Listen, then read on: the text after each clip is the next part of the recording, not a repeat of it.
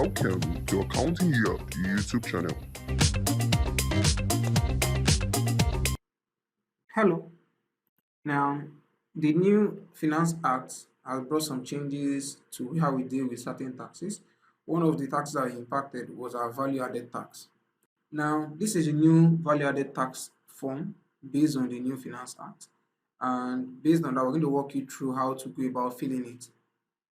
Now, the first line is line 10, talks about the value of supplies for the month. Now, this should actually tally with your invoice revenue for the period because possibly you have things that recognize your revenue that have not invoiced the customer for, right? So this should tally with that figure. Then there are certain goods or services which are sold in the period which are either exempt, VAT exempt, or zero rated. A typical example of zero rated is your export sales. Exempt are like your pharmaceutical products and the rest, right? And you have them here. Now, next line, which is line 25, is the sum of all the adjustments, which is the sum of your zero rated and your VAT exempt, which is sum of these two gives you this. This is actually the total sales less minus your adjustments, which is the figure you have here. Now, this, to a large extent, we're kind of familiar with this area, but this is where the tricky part is, which is the major modifications to how we deal with it.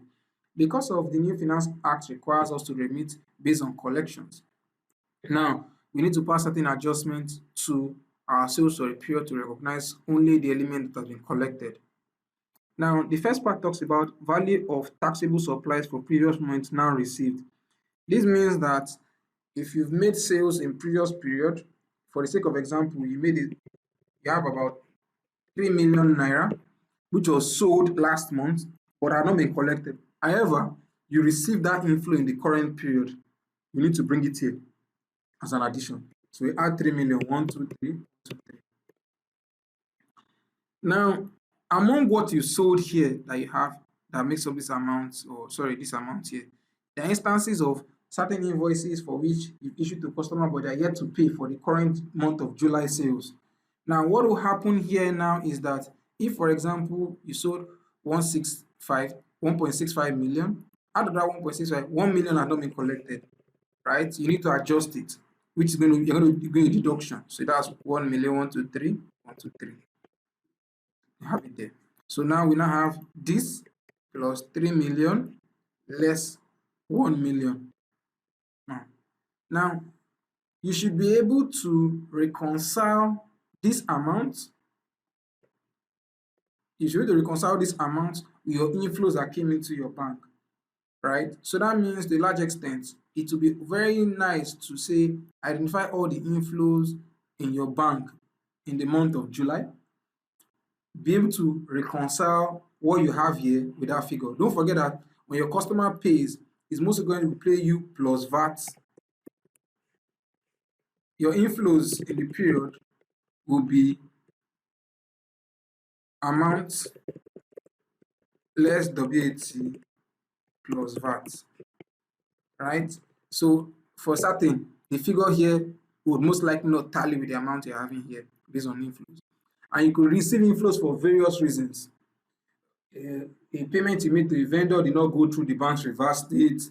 You receive interest income, it goes through there. The interbank transfer from one account to the other, so you need to identify those ones. You bought dollar, you paid naira. It could be an inflow, you have to identify it. So then there are various reasons why it could not be, but you need to be able to identify all those non-sales related inflows and the one that are sales related. The one that are sales related, you need to be able to reconcile them with the amount you received there. Because trust me, when a tax man comes, that is what we will focus on, right?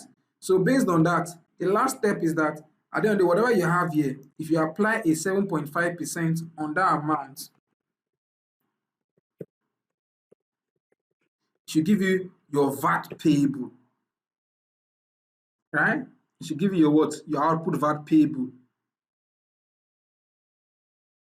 Now there are cases in which in certain industries where your output VAT is actually not paid by the customer but withheld because they may appoint as agents.